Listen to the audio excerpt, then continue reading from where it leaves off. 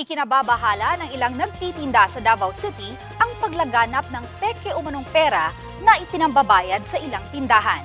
Sa tindahan ng balot sa barangay Bago, Aplaya, ipinambayad ng customer na yan ang 1,000 peso bill sa tindera.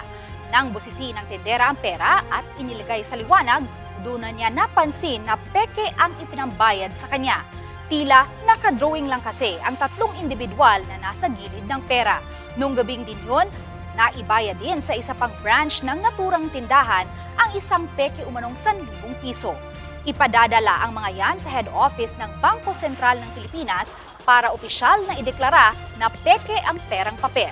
Mahapuso maging mapanuri sa tuwing magbabayad o tatanggap man ng sukli. Narito ang tips ng BSP para malaman kung lehitimo ang isang banknote. Una, ang hitsura ng pera. Kilalanin ang color scheme at tao na nakalagay sa banknote. Dapat mayroong fine line sa noo at mata ang mga taong nasa pera. Pangalawa, hawakan at damhin ang banknote.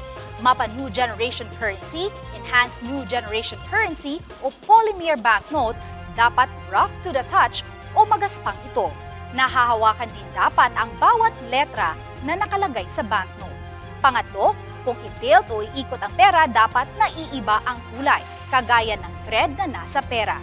Mainam ding gumamit ng UV light para mas madaling makita ang security features ng pera na hindi klaro sa naked eye.